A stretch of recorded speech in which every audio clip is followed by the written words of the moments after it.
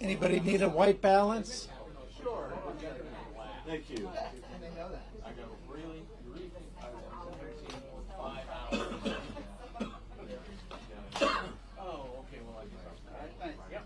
Yeah, it's like. Thank you. Thank you, sir.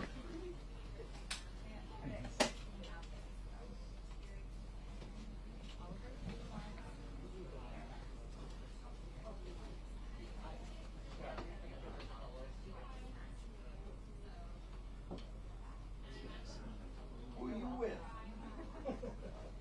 Sip and cup. Yeah, maybe that's the right part. They would be clever like that, wouldn't they?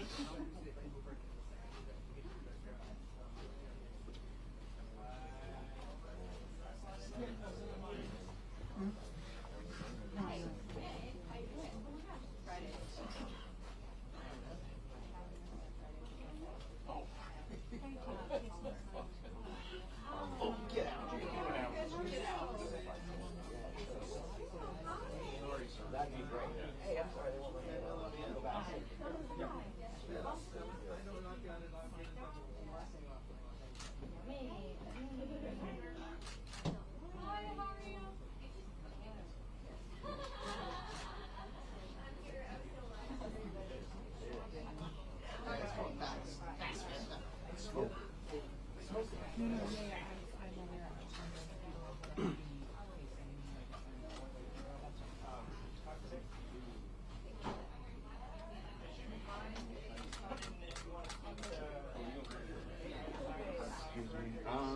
Hey Omar, are we set up for live stream? Yeah. All right, just want to make sure. Hey, we began lots of call from the press about, you know, this live stream.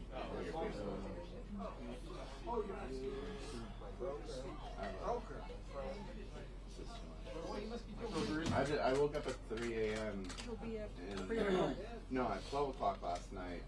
I spent about an hour on 8chan to find the manifesto. And so I was reading through the whole thing last night, and it's the same white supremacist ideology espoused by Breivik in his manifesto, same one as Dylan Roof. He actually cites these people in his manifesto. This is a trend of like international white supremacist terrorism. I don't want to say right leaning because it's like a mix of ideologies. It's just this white supremacist terrorism.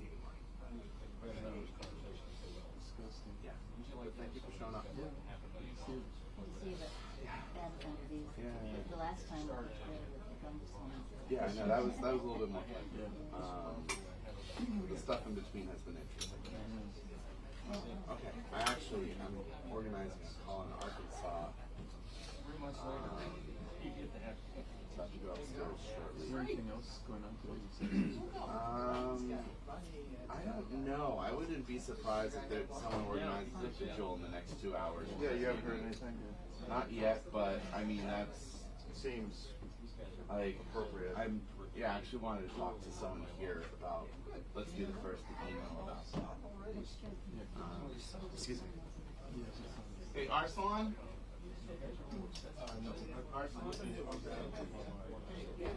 What's that? That'll be wrong. Where? It sounds like it's on plan.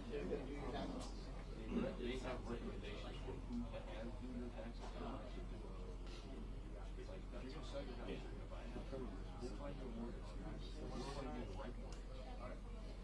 Pass it on. I think they're good. You want to get a reverse mortgage?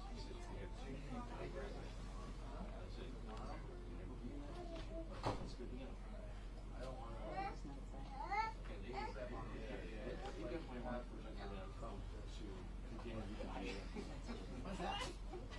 Right now it's scheduled to be.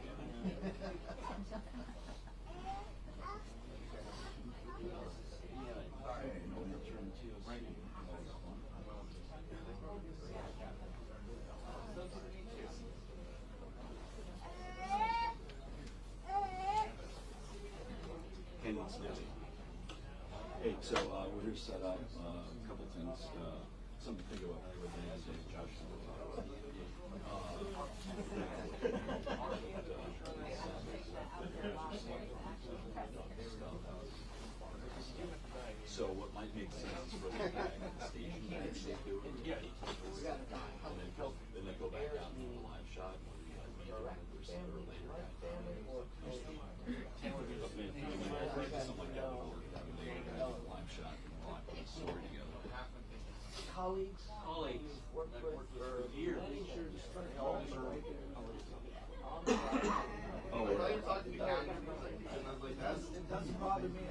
How old are you? Good time in your life. 18 months. Yeah, whatever. Yeah, I don't know. You figure it. Yeah, what? Yeah, no worries. Yeah. Listen, is anybody in TNC? Yeah, yeah, yeah. Less than 100 yards away. And I had 62 cell towers across the street.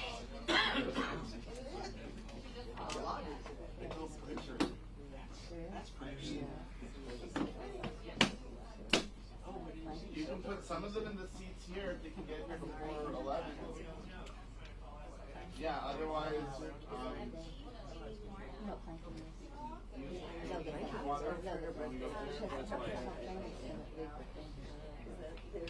oh, there you go.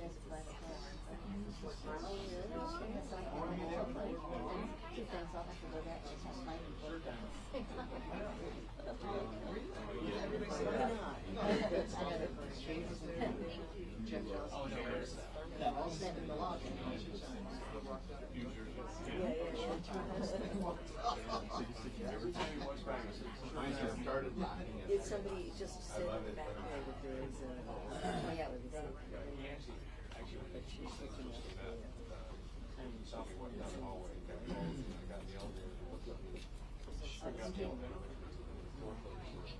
he's not up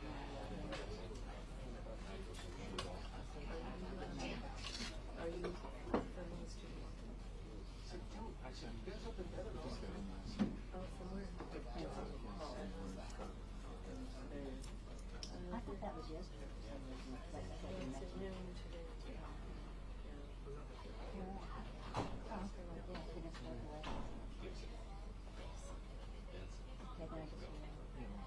Hey, how you doing, Randy? 6464741. Yeah. This is the CAIR news conference. Mic check, 1 2, mic check 1 2, mic check. Mic check 1 2 3. Mic check 1 2, mic check 1 2 3 4. Mic check 1 2. Mic check. Mic perfect. Mic check. Mic check 1 2. Mic check 1 2 3 4. Cool. All righty, and I guess let the web team know anything on the screen. Yes. Okay, cool. All right, thanks.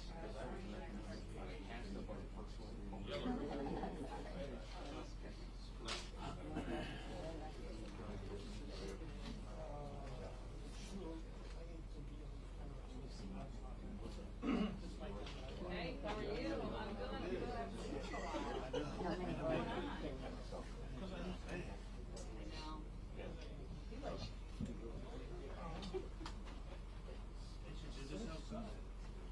I'm all squeezed out. I'm like a fresh squeezed orange right here. Getting squeezed here. Not to lose 18 pounds. Block this. Start time on the set up and then when they're starting, you flop over. But I think they're going to Nice and out. speakers have to move through here or here to get up there. Can you go high with yours? Like, I don't know if I'm barely hanging on.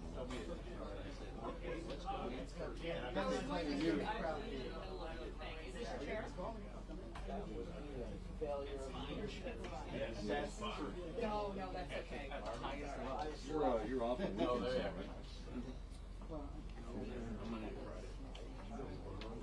Who's been off?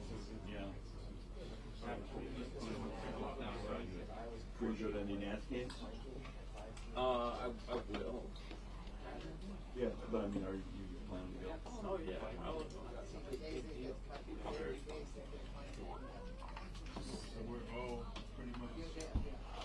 One of the shooters said Donald Trump was a symbol of renewed white identity and common purpose. Well, you can park the DOJ. Yeah, I'm running time today. Oh, great. So, Okay, cool. So that's what my Yeah.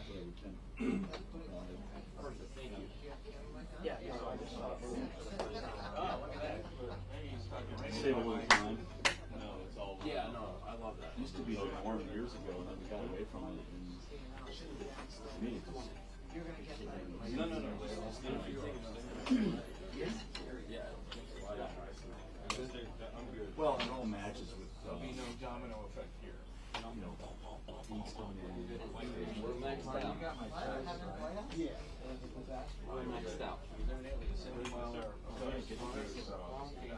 It's really toasty. Yeah, they recorded with ours. I don't know anything about Zoom. I haven't heard anything. If I don't hear anything, I'm not gonna. Yeah.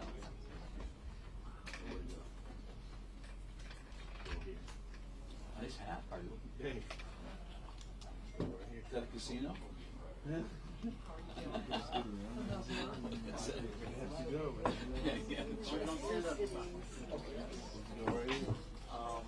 It was just.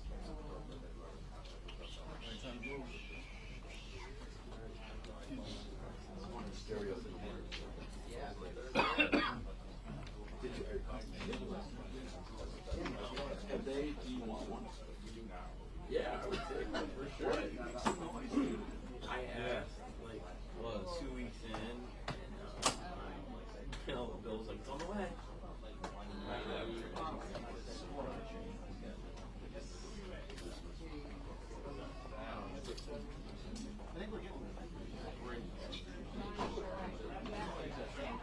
Yeah, here's the deal. I sit you along fine with a few times where, like, have the video from my computer Right. Yeah. Yeah, the bill's a free throw or whatever. and that's I can't give you my computer for You run the light too. those are the only times that I really wish I had it. Last night,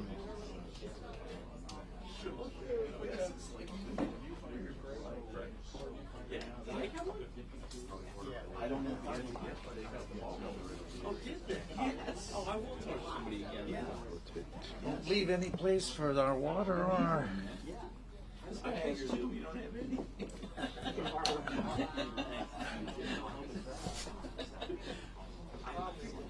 Give me a lip service. I didn't make you order. Well, that's all.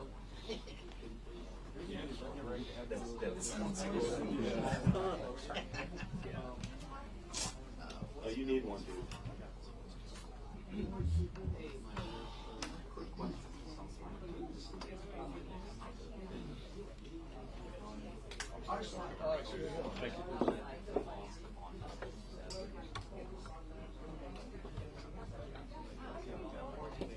Oops.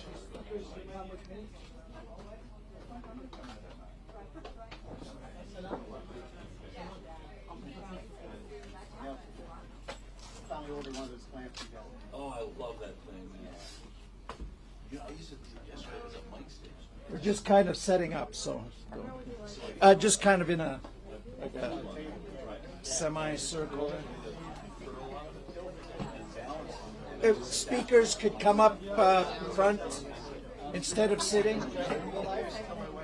it just saves time instead of everybody coming up and down.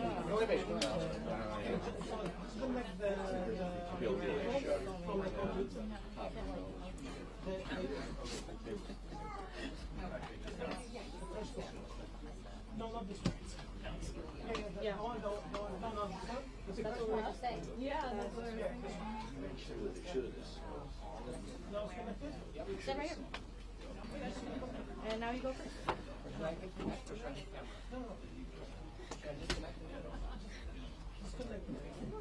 No, it's okay. It's all right.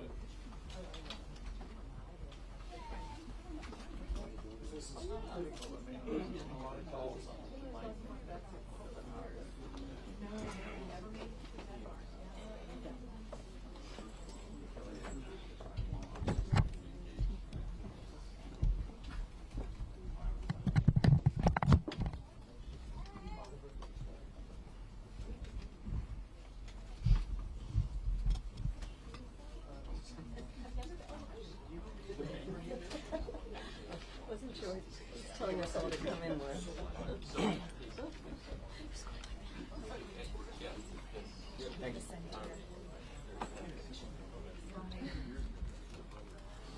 My head coming down.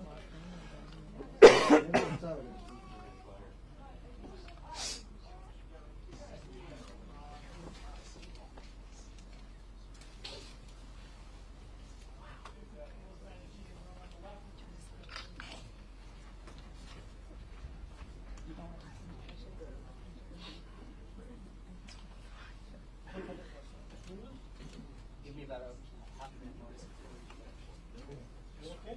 Well, when the head comes, we'll start. I'm sorry. What'll happen today?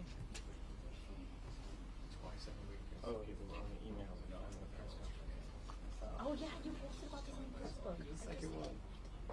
When I saw that post, I was like,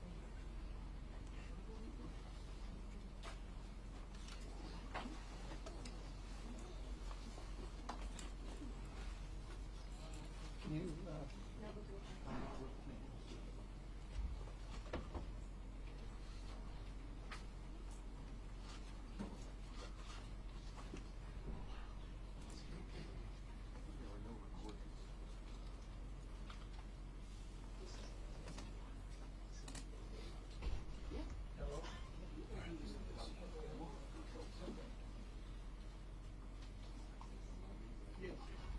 I gotta be quick, we're about to start a news conference.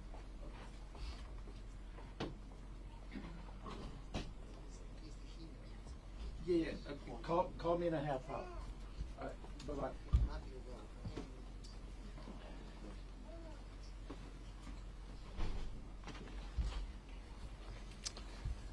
Bismillah ar-Rahman ar-Rahim, in the name of God, the Compassionate, the Merciful. My name is Ibrahim Hooper. I'm National Communications Director with the Council on American-Islamic Relations, the nation's largest Muslim civil rights and advocacy organization. Obviously, we're here today on a very tragic day to offer some kind of response to just a senseless, horrific act of terrorism that took at least 49 lives of innocent worshippers in New Zealand. And we have a number of people and groups who will respond to that. We'll quickly go through the people who are responding, offer some quick comments, and then after the end of the news conference, we'll take some questions. First of all, we'll have CAIR's National Executive Director, Nihad Awad. That's Nihad Awad, CAIR National Executive Director. Thank you, Ibrahim. Good morning. This is a very sad day for all of us.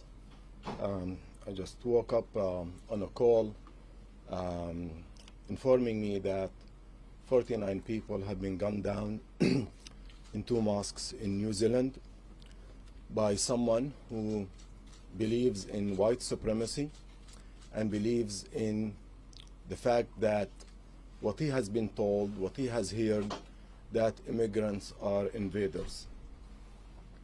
Let me say this.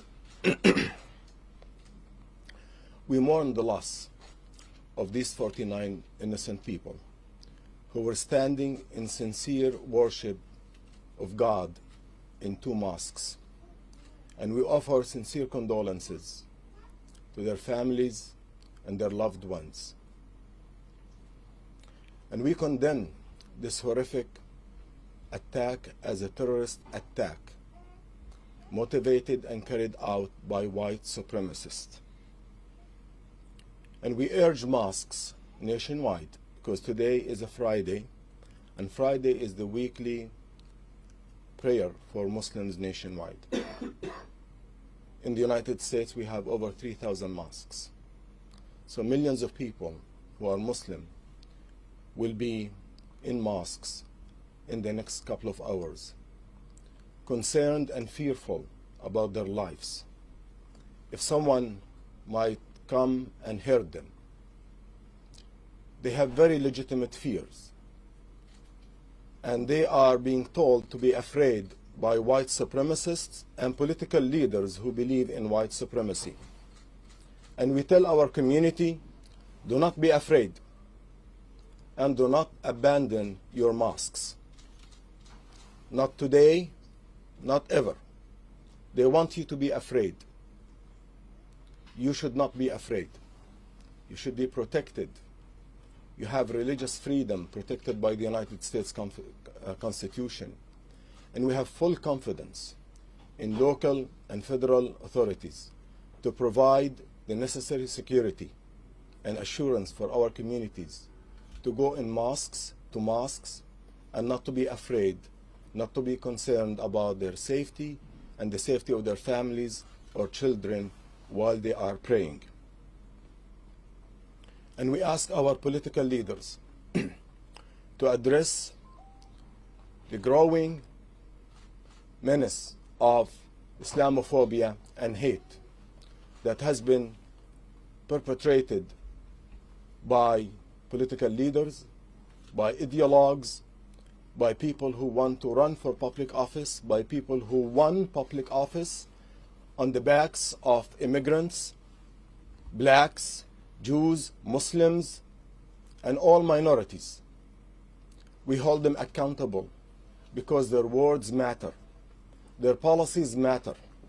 The perpetrator of this terrorist attack has been inspired by hate mongers in the United States and in Europe. The perpetrator of this horrific and terrorist attack today referenced President Trump in his manifesto. In this manifesto. Years ago, when another terrorist attacked people in Norway, he quoted Islamophobes like Spencer and Pamela Geller. Today, the terrorist has quoted the most powerful person in the world, President Trump. And I would like to address Mr. Trump. Mr. Trump, your words matter. Your policies matter. They impact the lives of innocent people at home and globally. And you should condemn this, not only as a hate crime, but as a white supremacist terrorist attack. And you need to assure all of us, Muslims, blacks, Jews, immigrants, that we are protected and you will not tolerate any physical violence against us because we are immigrants or we are minority. You need to condemn this clearly today, and you do not need to be you do not need to be vague. You have to be very clear on this, and we are looking forward to hearing from you because your policies matter. During your presidency and during your election campaign, Islamophobia took a sharp rise, and attacks on innocent Muslims, innocent immigrants, and mosques have skyrocketed. We hold you responsible for this growing anti-Muslim sentiment in the country and in Europe.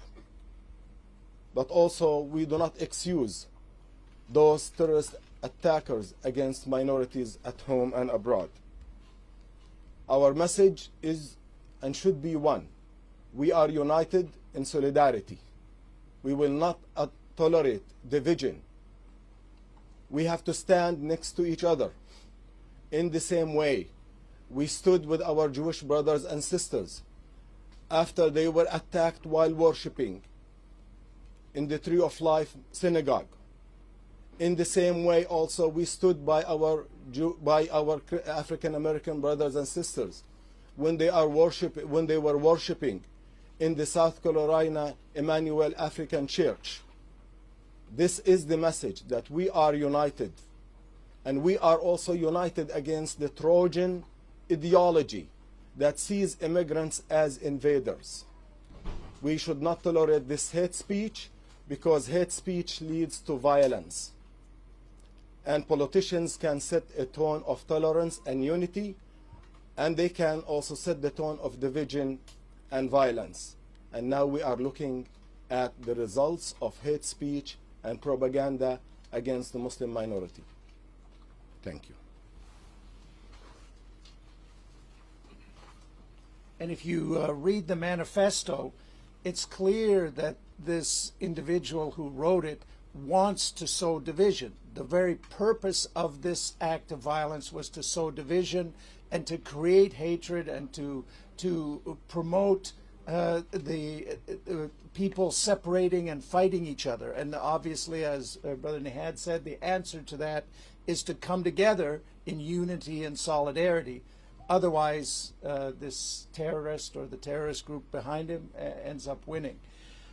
Next, we'll hear from Dr. Abbas Baazigar, CAIR's research director, who will give a brief synopsis of how the data we've been seeing shows what's going on in this context, in this country and around the world.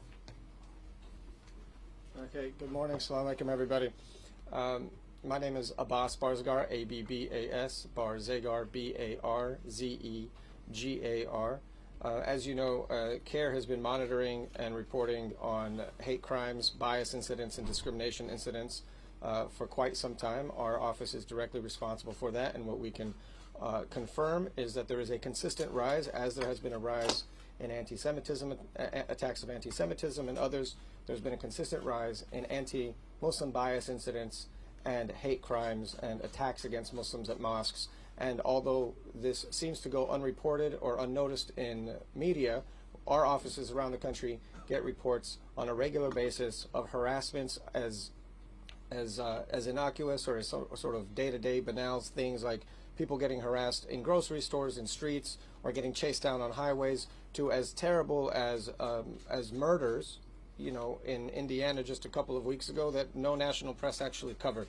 And so it's absolutely necessary that we don't wait until we have horrific situations like this, horrific incidents of kind of global importance, to pay attention to this issue. I'll be quite honest, right now it seems to be the case that we only look at fires, but we smell the burning smoke from miles and miles away and we ignore it. We say, oh, there's some burning smoke, there might be something, and we only pay attention when the fire is brought directly into our face. I'll say that the fire is there, it's brewing, it's international, and it has a source, it has a cause, it has a structure to it. And so the one thing that we have to pay attention to, I'll depart from conversations about statistics for just a second, is we have to pay attention to the ideology that breeds this kind of activity. Hate has the same DNA everywhere that you see it. Okay? Hate has the same DNA everywhere that you see it. It has the same goals in mind. The same pathological ideologies that exist in this manifesto, which God forbid you would actually take the time to read, exist in the manifestos of other mass murderers around the world. They are directly related to ideas that are carried out in certain quarters in our own society, that exist in radio shows, that exist in TV shows, that have dog whistles by mainstream politicians, by mainstream news commentators. And so we have to recognize that that is the smoke, that is the burning smoke that's out there that tells us where the fire is. And we, as a community, have to take control and leadership back in our public space. It is not the case that this is some random marginal activity on the internet in some kind of close dark web or something. No, this stuff is mainstream now. Hate has the same DNA. You can recognize it where it is, and you have to put a stop to it. We have to ask our TV networks to be responsible. We have to ask our social media platforms to be responsible. We have to ask our charities and philanthropic communities to be responsible and not allow these people to guide, to exploit freedom of speech, exploit nonprofit covers. These are hate groups, special interest groups with a very nefarious agenda, and we have to be able to take that activity back. So with that, I'll leave. If anybody has any questions about the specifics about the manifesto, I can get into it later. I'd rather not go into those kind of details here. Thank you. All right, now we have some community leaders who are here to show their solidarity with the Muslim community in this country and in New Zealand. First of all, we have David Inouye, Executive Director of the Japanese American Citizens League. Good morning. David Inouye with the Japanese American Citizens League. It's spelled I-N-O-U-E. I'm the Executive Director of JACL. We are the oldest and largest Asian American civil rights organization in this country. It is with a very heavy heart that I come here today to stand with our friends in the Muslim community. What happened in New Zealand is unfortunately becoming all too common of an occurrence. it's unthinkable that nearly 100 people have either been killed or injured in coordinated attacks on 2 different mosques, sacred places of worship. We can make no mistake, the evil behind these attacks is too often rooted in white supremacy and exposed by the targeting of places of worship, whether most recently a Muslim mosque in New Zealand, a Jewish synagogue in Pittsburgh, an African American church in Charleston, or a Sikh Gurdwara in Oak Creek, Wisconsin. For these killers, nothing is held sacred, and these targets are selected because of the religion that they practice. It's not new. Hatred and discrimination have a long history. The Japanese American experience is one where we were incarcerated because of who we are. But that didn't happen just with the incarceration. To build upon what was said earlier, that began with the subtle racism, the discrimination against Japanese Americans, against Asian Americans, against Chinese Americans, and that's what led to incarceration. We don't have incarceration now. Instead, what we have is attempts at genocide. We have people being killed because of who they are, and that is wrong. With all the talk of immigrants invading our country, threatening our way of life, the need to build a wall, it's actually the opposite. We now have a segment of our country that is eroding the ideals of what it means to be American from the inside. We are increasingly not a nation that stands for religious freedom and diversity as memorialized in our First Amendment, and it now appears we are exporting that hatred and evil to other countries. Today is Friday, the day of community worship in the Muslim community, and in fact that time of prayer will be coming quickly at the noon hour. We hope that Muslims around the world today can find strength in their community as they worship together and know that they are surrounded by a wider community of other faiths and beliefs that stands with them. Together, we will all continue to work together to eradicate Islamophobia and other forms of hatred that weaken us as a nation and as a world community. Thank you. Next, we'll hear from Yusra Ghazi with the DC Interfaith Council. Good morning. It's USRA GHAZI with the DC Interfaith Commission and also America Indivisible. Peace and blessings to you all. We pray for the victims of the horrific attacks on the Christchurch Muslim community, for their families, and for all those affected by this most vile expression of hate, Islamophobia, and bigotry in New Zealand earlier today. This attack follows a line of similar white supremacist attacks on places of worship, churches, synagogues, mosques, and temples. Attacks like this are an attack on all of us, and it demands a united response. Many are asking, what can I do to show solidarity for my Muslim friends, co-workers, neighbors, and community members? I invite you all to reach out in proactive ways, make calls, show up at Friday prayer services in your area, and show solidarity both through your words and actions. Last night, my mayor's office texted me to ask what more can be done to fight bigotry, anti-Muslim bigotry, and hate in our communities.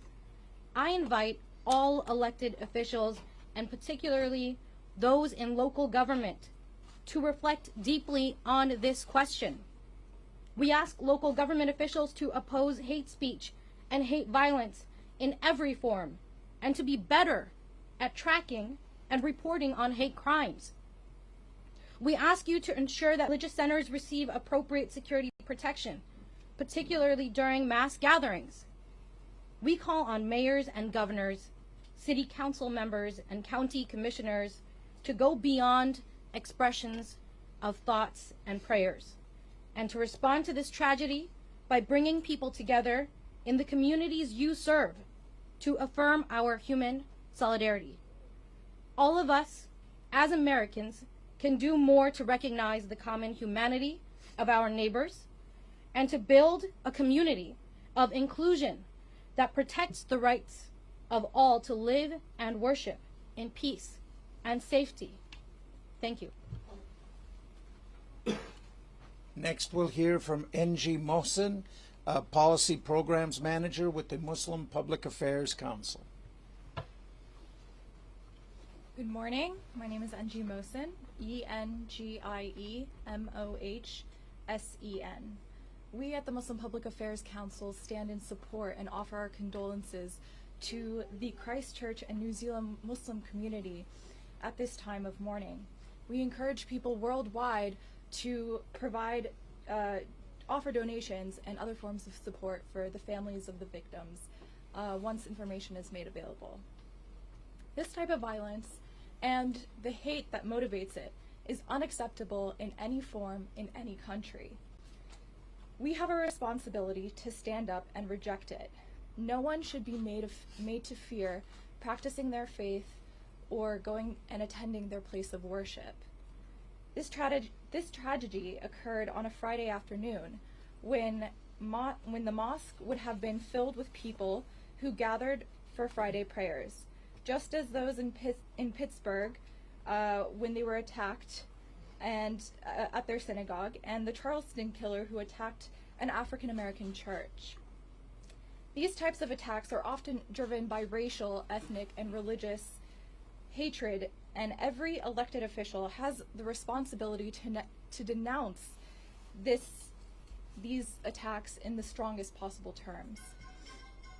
In the wake of this terrible attack, we call on elected officials to commit themselves to opposing hate speech and violence in every form, but equally call on citizens to demonstrate acts of solidarity with their Muslim neighbors and coworkers and others.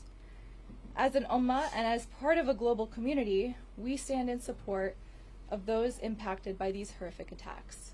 Thank you.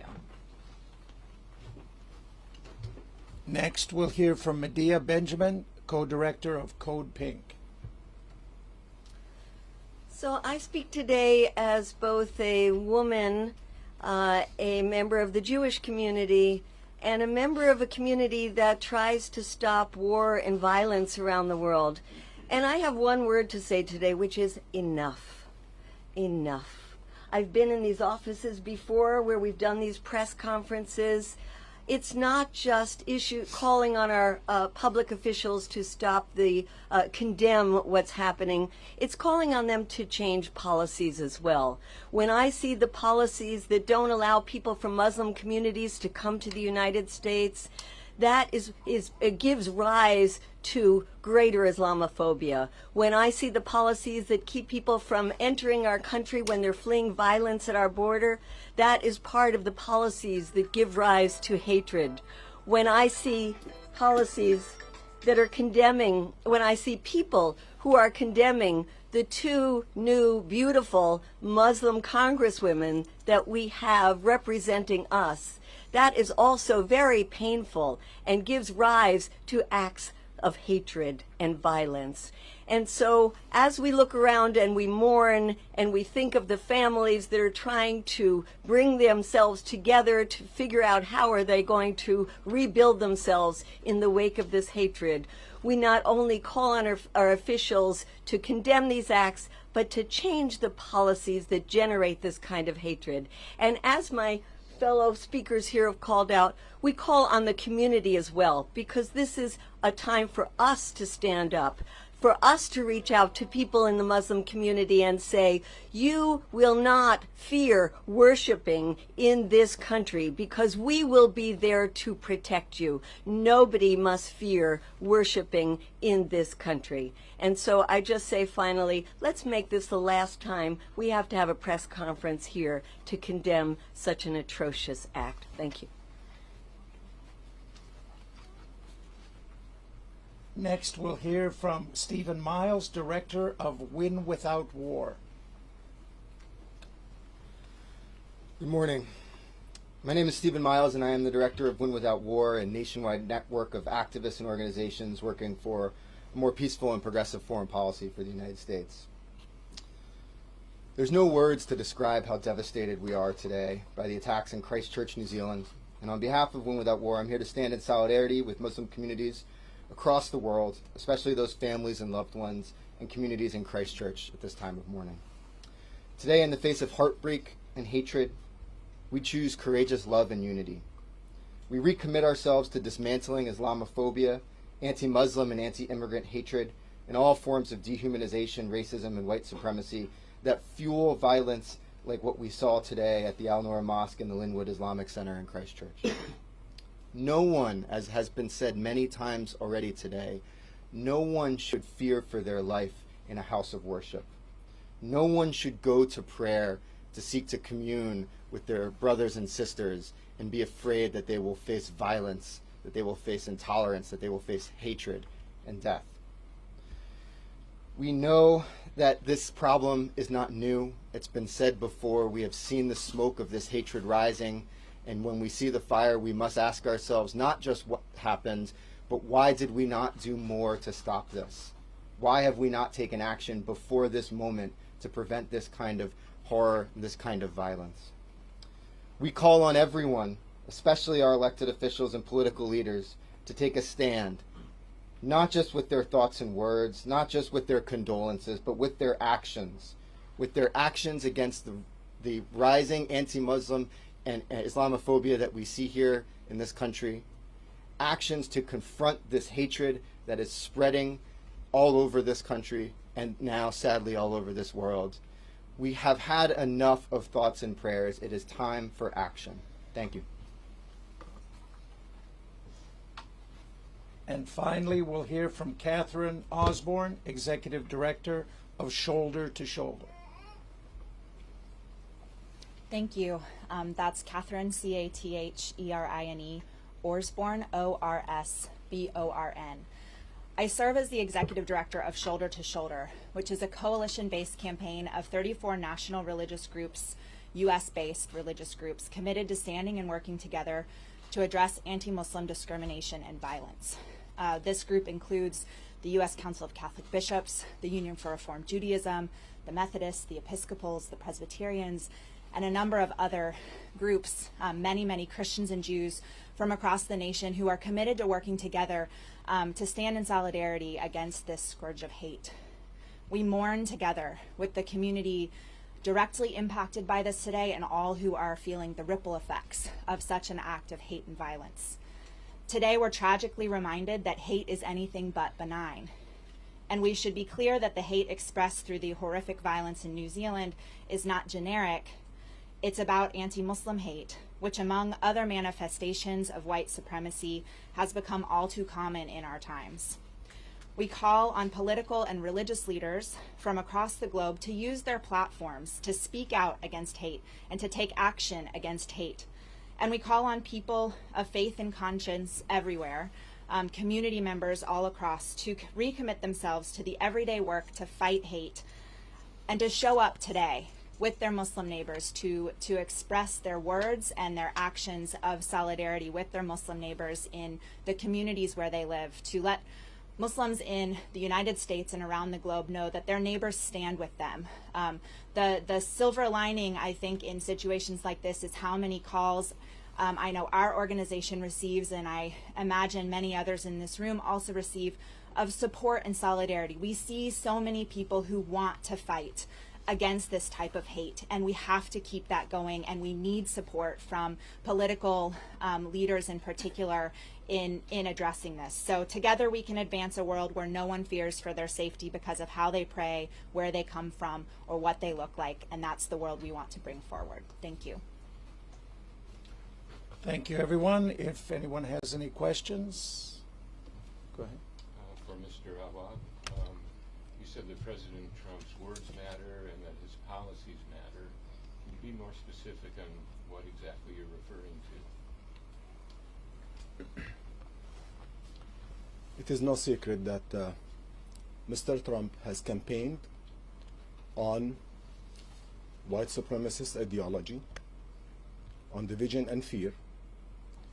He campaigned against immigrants, against Mexicans, against African Americans, against women, against Muslims.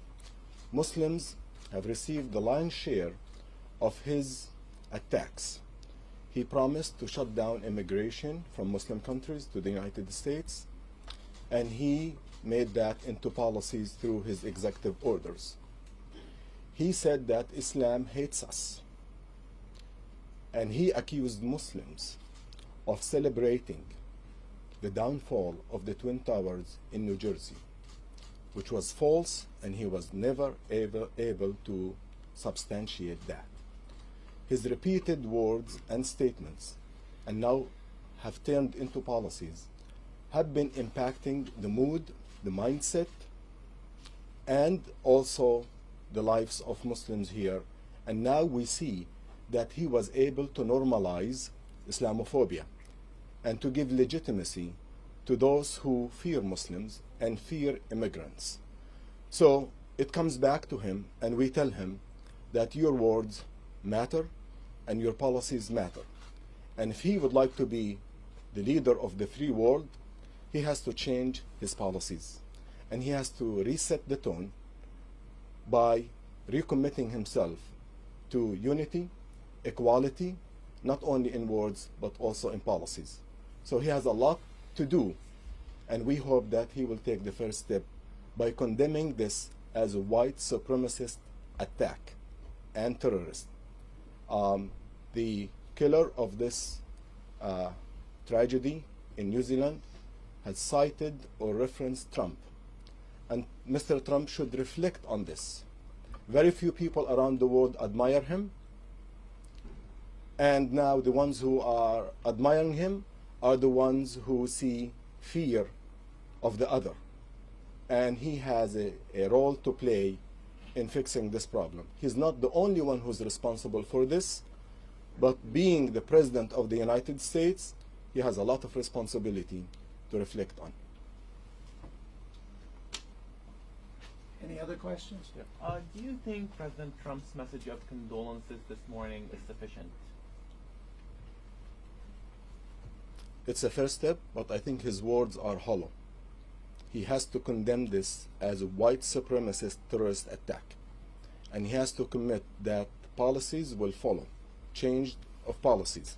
Otherwise, we will continue to see the rise of anti-immigrant sentiment and attacks, anti-Muslim sentiment and attacks, and we will see, unfortunately, more violence against places of worship at home and abroad. Hi, for Mr. Watt as well. The author of the manifesto, to the question of whether he supports Donald Trump, he said, as a symbol of renewed white identity and common purpose, sure. But he also said, as a policymaker and leader, dear God, no. So it seems like he himself at least didn't see himself as being led by Donald Trump. You said Donald Trump was responsible for the attack. Do you think it's possible this man could have come to these conclusions without a President Donald Trump? Well, you always have hatred and bigotry out there.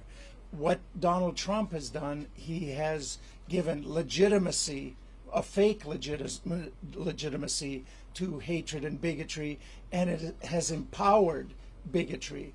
And we see that time and time again around the country with the incidents we see on a daily basis. But I mean, many white supremacist attacks on the American Muslim community, the attackers cite Trump and cite his policy.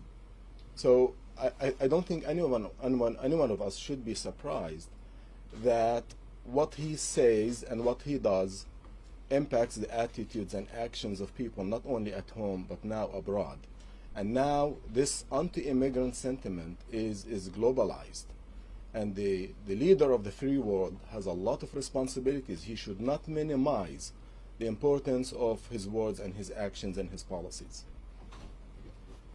And of course, no one's saying that every follower of Donald Trump is a bigot, but there's going to be that tiny minority who take his bigoted words and bigoted policies and turn them into violent actions. Any other questions? Yeah. Last week, the House passed a resolution condemning religious intolerance. Is there anything else you would like to see from congressional leadership to condemn rhetoric that is perceived to be anti-Muslim? Yeah, frankly, condemning rhetoric is rhetoric. It has to be backed up by action, and one of the easiest ways for Congress to get behind this is to increase the capacity for state, local municipalities to report on hate crimes and to mandate that kind of reporting. The own FBI's hate crime statistics are an absolute mess. They admit it. There's no method for us to even understand what's happening out there. Okay, so the U.S. Congress can get behind by passing measures to force to force states and local municipalities to report better and consistently on hate crimes and bias incidents. Do you understand that there are states that don't even have hate crimes legislation on the books, and those that do are watered down to the point that it's almost impossible to hold people accountable for this sort of thing? So Congress should take a much more serious leadership position in encouraging states, local municipalities to do the right thing, to report on this, to make better sense of it, and demonstrate leadership. Condemning rhetoric is rhetoric. An example of the state without hate crime laws, Indiana, and we just had a murder in Indiana by a man who three witnesses say was shouting anti-Muslim slurs when he allegedly committed the act of murder. So, any other questions? Just one quick question. You know, a lot of people are going to hear what you say, and they're going to say, yes, but this took place in New Zealand. Your counter to that mentality that they will hear what you say and say, or be dismissive. I tell them, read this guy's manifesto. It reads like it was written in America, and it's clearly inspired by the kind of hate rhetoric and growing bigotry that we're seeing in America, referencing Donald Trump, referencing the, quote, invasion of immigrants. All of these themes that we hear on a daily basis are referenced in this manifesto. This is the picture of a mosque that was firebombed by someone who's motivated by hate. And this is one of many. We have been witnessing an unprecedented number of attacks on mosques. We have not seen violence against mosques, but we fear that it might be coming unless and until our leaders take action to prevent it. So it could be in the pipeline. And now hate groups and mongers are networking among themselves ideologically, and I'm not afraid. I'm not surprised that they might even operationally be working together. So we are here to warn against what might be coming. But the impact of the policies that we have seen have caused a lot of suffering, psychologically and also physically. By preventing Muslims from coming to the United States because of their faith is a messed up policy that has been based on white supremacy and the rejection of people because of their faith or skin color or national origin. I just want to say one more thing about this. It will be too easy to identify this action as a foreign event, an isolated act of a mad person, and it's also too easy to blame a certain leader, Trump or any other kind of person out there. What I'm telling you is that this is Trojan horse ideology. Trojan horse ideology views immigrants as invaders. We know what racism looks like. We know what anti-Semitism looks like. When you hear the word invading immigrants, which we've heard in this administration, and we've seen people send, stunt shows and circus shows of sending the military down to the border to do what? Nothing, except send the message that immigrants are the enemy, all right? This Trojan horse mentality is what fuels it. So it's not about one leader who can get elected and put, in and out of office. It's not about one lone ranger out there doing something crazy. This is about an ideology that we should all recognize by now. Hate has the same DNA, whether it's ISIS, whether it's Nazi Germany, whether it's right now with a global network of white supremacist ethno-nationalists of European background trying to push back some kind of globalizing tide of integration and harmony. These are fascists. We have to recognize it. All right, well, thank you. Okay, What just... can our Arab American communities and Muslims in the U.S. can do now? What can they do now? Well, I think what we talked about previously is the person or persons who carried out this act sought to create divisions. So the answer to that is to create unity, to create solidarity, reach out to your neighbors of other faiths, as other speakers said, reach out across ethnic and racial and religious boundaries and build those bonds of solidarity and mutual understanding. And that's how you challenge these people. All right, thank you all for coming.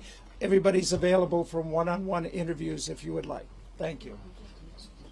I We don't also know have if- available a representative from the Arab American Anti-Discrimination Committee, Oh. in addition to the other speakers. Did you want to say a few words? Would you like to say a couple words? Sure.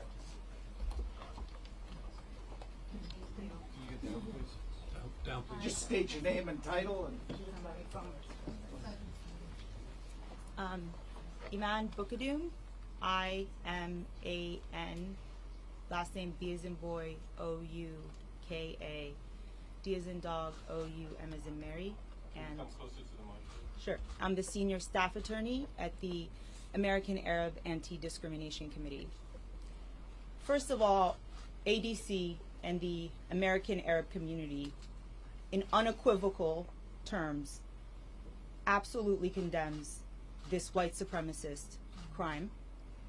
It's a crime against Muslims, immigrants, and all people who believe in equality, who believe in human rights, and who believe in social justice. We're absolutely disappointed with our president, and we understand that our president's rhetoric and his model and example are part of the problem, and that he, in fact, is helping white supremacists around the world perpetrate heinous crimes. And so we call on our president to hopefully categorically condemn what is obviously a terrible, heinous crime against Muslims, against immigrants, and against people who have the right to worship. And so we just want to say that this is a time of mourning. Our heartfelt condolences go out to the community in New Zealand. We are here for you, and we just ask that all Muslims around the world and all those who attend Friday prayers and messages generally be vigilant, and please stay focused on your safety, and feel free to reach out to us if you have any questions or issues. Thank you so much to CAIR, and peace and blessings. All right. Again, thank you for coming, and everybody's available for one-on-one interviews. Thank you.